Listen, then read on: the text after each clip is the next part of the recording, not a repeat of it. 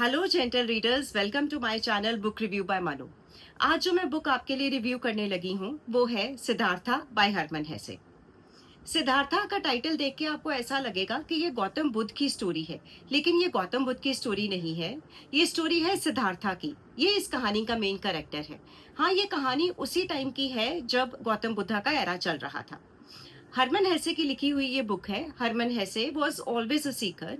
उनकी ज्यादातर जो बुक्स हैं they talk about spiritualism, enlightenment, personal crisis, personal growth, the task of overcoming the personal crisis. He was a Nobel prize winner in 1946। इस book की बात करें तो सिद्धार्था एक यंग मैन है जो कि एक ब्राह्मण फैमिली में पैदा होता है। शुरू से ही वो स्पिरिचुअली बहुत ज्यादा इंक्लाइंड है, तो उसको बहुत डिससेटिस्फैक्शन होता है। उसको लगता है कि स्क्रिप्चर से जो मैं लर्न कर रहा हूँ उससे कभी भी मेरे को एनलाइटमेंट नहीं मिल सकती। तो परेशान होके वो अपना घर छोड़ देता है। अपने फ्रेंड के साथ वो एक स्पिरिचुअलिस्टिक जर्नी पे निकल जाता है। वो सन्यासियों के साथ रहता है। He lives a life of deprivation. वो मेडिटेशन करता है, फास्टिंग करता है, सब कुछ करता है, लेकिन फिर भी उसको सेटिस्फैक्शन नहीं मिलता। उसको लगता है कि मेरा टाइम वेस्ट हो गया है।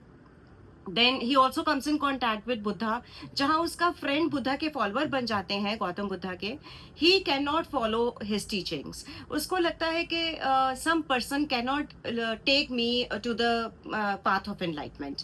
तो वो वहाँ से भी डिप्रेस हो जाता है। Then he gets into the संस्कारिक दुनिया। वो एक लेडी के कांटेक्ट में आता है, बिजनेस करते हुए लोगों के कांटेक्ट में आता है, and he starts a business, lots of money earn करता है और इसी में खो जाता है फॉर सम टाइम। लेकिन कुछ टाइम के बाद उसको डिससेटिस्फैक्शन होना शुरू हो जाता है। उसे लगता है कि मैं स्पिरिचुअली बिल्कुल एम्प्टी हूँ, मेरी जिंदगी बिल्कुल जीरो है। तो वो डिप्रेस होके सब छोड़ के एक फॉरेस्ट में चला जाता है। वहां उसको रिवर एक दिखता है। यहाँ जो रिवर है और जो फेरीमैन है, वहां उसको एक फेरीमैन मिलता है, which is the wisest character of this book.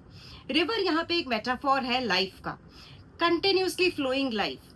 तो जब वो उस फेरीमैन से मिलता है और उस रिवर की आवाजों को सुनता है, तब उसे रियलाइज होता है कि ये रिवर जो है, ये जो जिंदगी है, ये बेसिकली फ्लोइंग है। Lots and lots of goals हैं इसमें। एक गोल अचीव होता है तो दूसरा क्रिएट हो जाता है। जहां एक को पाने की खुशी है कि मैंने ये गोल अचीव कर लिया है, जहां उसको पाने का जॉय है, उसके साथ ही किसी और गोल को ना पाने की सफरिंग है या भागदौड़ है दूसरे गोल की तरफ को बढ़ने की। जहां गुड है वहां इवल है। उसको रियलाइज होता है कि एक ही टाइम पे, मतलब टाइम तो अपने आप में एक इल्यूजन है, एक ही टाइम पे, एक ही जगह पे, एक ही वननेस में सब कुछ है। joy, suffering, good, evil, all emotion are existing at the same place at the same time in all oneness, and that oneness is Om. जब वो इस ओम की आवाज को रियलाइज करता है, रिवर की आवाज को सुनता है, फेरीमैन की टीचिंग्स को अप्लाई करता है, तो उसको रियलाइज होता है कि इस वननेस को सरेंडर करना ही स्पिरिचुअल अवेकनिंग है। अपने इस चीज को एक्सेप्ट करना कि pain, suffering, good, evil, all emotions are present at the same time in the same place everywhere. इस चीज को रियलाइज करना और खुद को अबंडन कर देना, वही स्पिरिचुअल अवेकनिंग है और वही वो रियलाइज करता है। तो बहुत ही फिलोसफिकल सी बुक है। आप इसको जब पढ़ेंगे तो हो सकता है जिस तरीके से मैंने इसको इंटरप्रेट किया है उस तरीके से आप ना करें। आप अपनी लाइफ के किस फेज में इसको पढ़ रहे हैं, उस हिसाब से ये बुक आपको कुछ ना कुछ जरूर सिखाती है।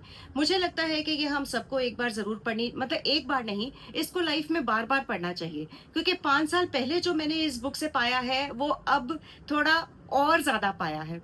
तो जब भी आपको ऐसा लगे कि आपको कुछ फिलोसफिकल गाइडेंस चाहिए, तो आप इस बुक को डेफिनेटली वापस पिकअप कर सकते हैं। You will learn something new from it. मुझे तो ये बहुत ज़्यादा अफेक्ट करी है। बहुत लोगों को इसने बहुत अच्छे से, इस बुक ने अफेक्ट किया है और उन्होंने इस बारे में बताया भी है। पर्सनली मैं इसको 9 आउट ऑफ 10 दूंगी। It is one of my go to books whenever I feel like I need some kind of a guidance. तो आप भी इसको ज़रूर पढ़ें। अगर आपको मेरा रिव्यू अच्छा लगा है तो आप इसको रिव्यू को भी लाइक करें। हाँ, एक चीज़ जो मुझे इस बुक में बहुत अच्छी लगी थी वो ये थी कि वो जब अपने आप को रिवर में देखता है तो उसको अपने सन की परछाई दिखती है, वो सन जो उसको छोड़ के जा चुका होता है।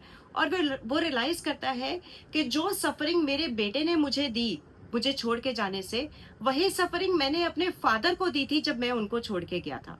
तो ये सर्कल है जो घूमता रहता है एवर फ्लोइंग लाइफ में।